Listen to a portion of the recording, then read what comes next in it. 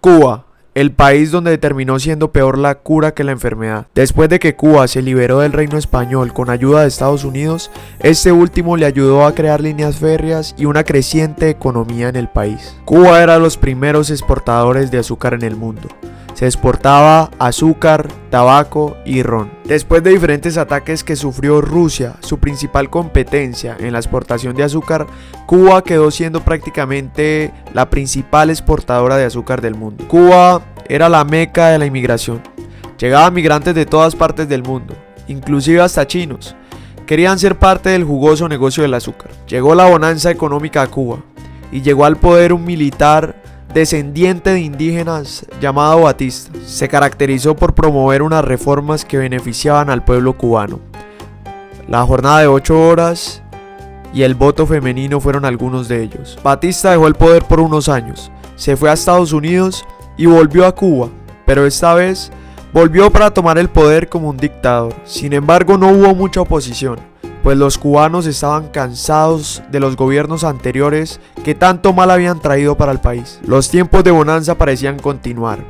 Cuba se llenaba de turistas que llegaban encantados por el tabaco, el azúcar y el ron que se producía en la isla. Llegaban turistas de toda parte del mundo a jugar en sus casinos que se habían construido, encantados por sus hermosas islas y sus bellezas tropicales que tanto caracterizan a Cuba. Su industria de ron Bacardí abría sedes en todo el mundo, crecía exponencialmente, pero se empezó a gestar una célula guerrillera que quería derrocar a Batista. Una célula guerrillera que en el pasado había tenido varios intentos de golpe de estado, pero que todos habían sido fallidos. A esta célula la comandaba Fidel Castro, quien era hijo de un exitoso empresario de descendencia española llamado Ángel Castro. Fidel Castro estaba también casado con la hija del segundo al mando en Cuba. En sus filas estaba un médico argentino conocido como el Che Guevara. La batalla empezó en las montañas de la Sierra Maestra en Cuba. Una vez llegaron los Castro al poder, comenzaron ejecutando a sus opositores.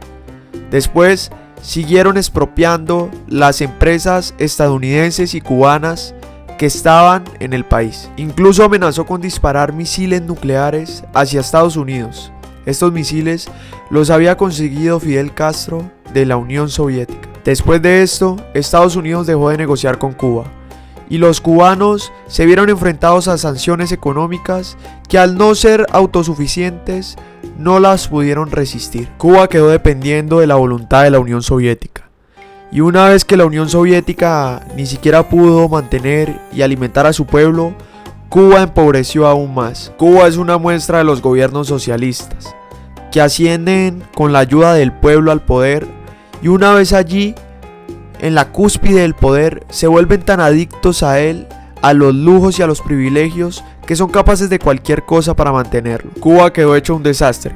Mientras los cercanos al régimen y los familiares del régimen ostentan lujos y privilegios, el pueblo cubano muere de hambre e incluso mueren ahogados intentando cruzar desde Cuba hasta Miami. Yo enseño de forma corta la historia porque no quiero que ningún país de Latinoamérica le pase lo que le pasó a Cuba y lo que le ha pasado a muchos países del mundo. El socialismo es una utopía del siglo pasado, que no ha triunfado en ni siquiera un país a nivel mundial. Como Cuba, hay muchos países que soñaron con libertad, que soñaron con igualdad social y económica, pero terminaron siendo la cuna de la pobreza por un lado, mientras por otro lado los que están del lado del régimen ostentan lujos y privilegios. No más déspotas apegados al poder y a los privilegios. Las patrias de Latinoamérica merecen libertad. Cuba y los países de Latinoamérica merecen ser libres, que su pueblo pueda trabajar, que su pueblo pueda emprender, que no se cierre al mundo por los caprichos de un régimen socialista autoritario sediento de más lujos y poder.